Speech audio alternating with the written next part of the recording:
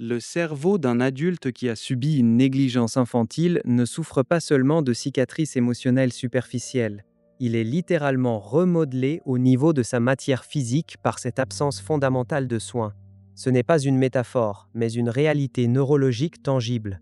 Tu ne vas pas seulement comprendre des comportements, tu vas voir comment des expériences passées ont sculpté l'architecture même qui sous-tend chaque pensée, chaque émotion, chaque décision.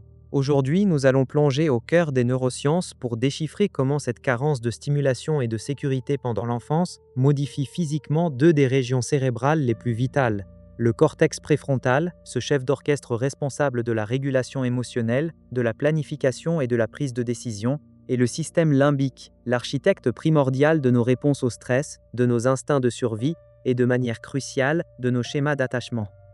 Prépare-toi à une révélation qui va transformer ta perception des racines profondes de la nature humaine. Pour saisir l'ampleur de ce phénomène, imagine un instant un jeune arbre. Pour qu'il grandisse droit et fort, il a besoin d'eau régulière, de lumière adéquate et d'un sol riche. Si on le prive de ces éléments essentiels, il ne meurt pas forcément, mais sa croissance sera chétive, sa structure fragile, et il développera des branches tordues ou des racines superficielles, des adaptations pour survivre dans des conditions hostiles.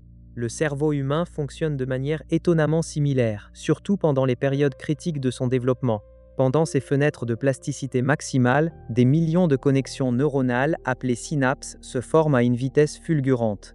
C'est là que l'environnement joue un rôle de sculpteur implacable. Une étude séminale de Teicher et ses collègues, publiée en 2003 dans la revue Biological Psychiatry, a mis en évidence des réductions de volume spécifiques dans le cortex préfrontal médian chez des adultes ayant subi des maltraitances précoces, incluant la négligence. Ce n'est pas anodin.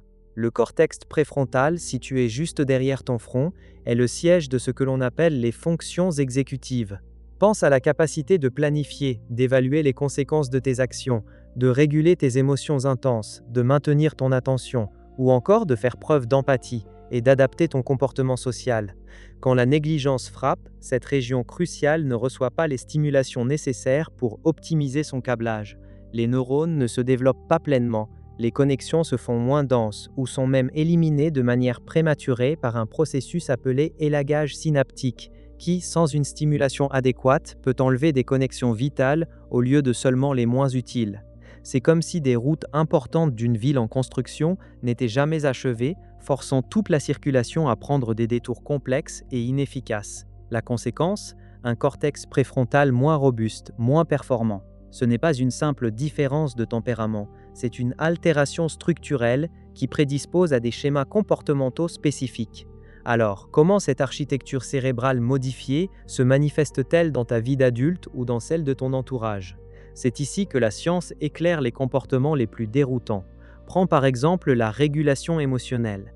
Avant de comprendre cela, tu pourrais te demander « Pourquoi est-ce que je me sens toujours submergé par une frustration minime ? Pourquoi ma colère ou mon anxiété montent-elles en flèche face à des situations que d'autres gèrent calmement ?» La réponse réside souvent dans ce cortex préfrontal moins développé. Sans cette zone forte pour moduler les signaux d'alarme de ton système limbique, les émotions primaires comme la peur ou la rage peuvent déferler sans filtre, entraînant des explosions inattendues ou des replis douloureux. Tu te sens incapable de prendre du recul, de réfléchir avant de réagir, car le circuit qui permet cette pause cognitive n'a pas été suffisamment renforcé. C'est comme une voiture sans freins efficaces, elle est toujours en mouvement, mais difficilement contrôlable. Et ce n'est que le début. Le système limbique, une autre région profondément affectée, comprend des structures comme l'amygdale, le centre de détection des menaces, et l'hippocampe, essentiel à la mémoire et à la régulation du stress. Des recherches approfondies, notamment celles de Haim et ses collaborateurs, publiées en 2004 dans l'Archive of General Psychiatry, ont clairement démontré que les individus ayant subi des négligences infantiles présentent une hyperactivité chronique de l'axe hypothalamo-hypophyso-surrénalien, HPA, en réponse au stress. Cela signifie que leur corps est constamment en mode combat ou fuite, libérant des hormones de stress comme le cortisol à la moindre provocation, parfois même sans aucune menace réelle. Ton système d'alarme interne est déréglé, toujours prêt à sonner pour un feu qui n'existe pas. Imagine l'impact sur les relations. Avant cette connaissance, tu te disais peut-être « Pourquoi j'ai tellement de mal à faire confiance ? Pourquoi je m'attache trop vite ou je fuis dès que les choses deviennent sérieuses ?» Le système limbique, altéré par la négligence, interprète la proximité comme une vulnérabilité, et l'éloignement comme une preuve d'abandon, même lorsque ce n'est pas le cas. Tes schémas d'attachement, sculptés dans l'enfance, se rejouent inlassablement. Tu peux osciller entre une peur panique de l'abandon et une difficulté à tolérer l'intimité, créant un cycle épuisant. Ce n'est pas un choix conscient, c'est une réaction profondément enracinée dans la structure de ton cerveau. Cela change tout, n'est-ce pas? Une minute. As-tu déjà ressenti cela? Cette urgence, cette impossibilité de t'apaiser face à une situation qui, rationnellement, ne devrait pas déclencher une telle tempête? C'est la signature silencieuse de ces adaptations neurologiques. Le cerveau, dans sa tentative de te protéger d'un environnement imprévisible et insécurisant, a construit un système d'alerte tellement sensible qu'il réagit de manière disproportionnée aux stimuli ordinaires de la vie adulte. La négligence n'est pas un événement singulier, c'est un manque chronique qui a laissé ton cerveau avec un plan de développement incomplet, l'obligeant à trouver des solutions de contournement qui sont devenues tes habitudes, tes réflexes. Maintenant que tu as cette perspective radicalement différente, comment peux-tu utiliser cette connaissance dans ta vie quotidienne? Ce n'est pas une fatalité, c'est une carte routière. Voici 3 façons concrètes d'appliquer ce que tu as appris. Premièrement, utilise cette compréhension pour cultiver une autocompassion éclairée et recadrer tes difficultés. Au lieu de te blâmer pour tes réactions émotionnelles intenses, tes difficultés à t'engager dans des projets à long terme ou ton incapacité à maintenir la discipline, dis-toi: mon cerveau n'a pas reçu l'entraînement nécessaire pour ses compétences spécifiques dès le départ, et ce n'est pas ma faute. Cette pensée n'est pas une excuse, mais une libération. Par exemple, lorsque tu te sens submergé par une tâche complexe, reconnais que ton cortex préfrontal peut manquer d'efficacité dans la planification séquentielle. La méthode, au lieu de te juger, divise la tâche en micro-étapes encore et encore, jusqu'à ce que chacune te semble gérable. Développe des rituels pour compenser ce manque de régulation interne, comme des rappels visuels constants ou l'utilisation systématique de listes. L'objectif est de remplacer le jugement par une stratégie compensatoire consciente, en t'appuyant sur la plasticité de ton cerveau pour construire de nouvelles habitudes. L'issue attendue est une réduction significative de l'autoculpabilité et une augmentation de ta capacité à persévérer face aux défis. Deuxièmement, cette perspective est un outil puissant pour développer une empathie radicale envers les autres, y compris ceux dont les comportements te semblent inexplicables ou irritants. Face à un collègue qui réagit avec une colère disproportionnée à une critique mineure, ou un ami qui ne parvient jamais à s'engager dans une relation stable, tu peux désormais te demander: est-ce que leur système limbique est peut-être constamment en alerte, les poussant à percevoir une menace là où il n'y en a pas? Est-ce que leur cortex préfrontal a du mal à freiner ses impulsions primaires? La méthode?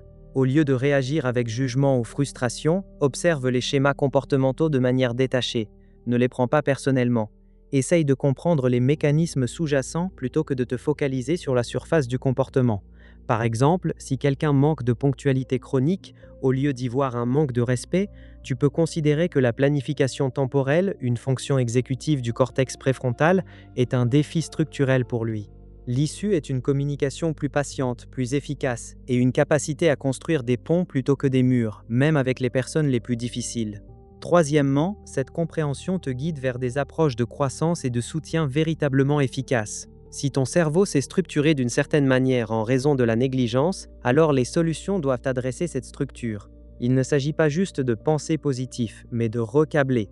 La méthode cherche des thérapies qui se concentrent sur le renforcement des compétences en régulation émotionnelle, comme la thérapie comportementale dialectique, TCD, ou la pleine conscience. Explore les approches qui travaillent sur l'attachement, comme la thérapie basée sur l'attachement ou la thérapie centrée sur les émotions, TCE, qui aident à reconstruire des schémas relationnels plus sûrs. La neuroplasticité est ton allié. Ton cerveau, même adulte, a une capacité remarquable à créer de nouvelles voies neuronales, à renforcer des zones sous-développées, à condition d'être stimulé de manière répétée et intentionnelle. Par exemple, des pratiques régulières de méditation peuvent littéralement augmenter la densité de matière grise dans le cortex préfrontal. L'objectif est de ne pas juste gérer les symptômes, mais de travailler activement à restructurer les fondations neurologiques. L'issue est une résilience accrue, une meilleure gestion du stress et la construction de relations plus saines et plus épanouissantes. Tu vois, tu n'es pas brisé ou faible parce que tu luttes avec certaines émotions ou relations. Ton cerveau, dans sa sagesse adaptative, s'est structuré d'une manière qui lui a permis de survivre à une réalité d'enfance où la prévisibilité et le soutien étaient absents. Tes réactions, tes schémas ne sont pas des défauts moraux, mais des échos neurologiques d'un parcours de développement. Comprendre cela, c'est passer d'une vision culpabilisante à une perspective de compassion et de puissance. Tu peux désormais observer tes propres comportements et ceux des autres avec une clarté désarmante, non pas pour excuser, mais pour comprendre les mécanismes profonds à l'œuvre. Cette nouvelle vision te donne le pouvoir de défaire les nœuds du passé et de réécrire les instructions pour l'avenir. Armé de cette compréhension des mécanismes profonds de la négligence et de son empreinte sur le cerveau, tu es désormais capable d'observer les rouages du comportement humain avec une clarté nouvelle et une empathie redoublée. Continue d'explorer avec nous la science qui explique les mystères de l'esprit, car il y a toujours d'autres vérités enfouies, d'autres structures cachées à déchiffrer pour mieux te comprendre toi-même et ceux qui t'entourent.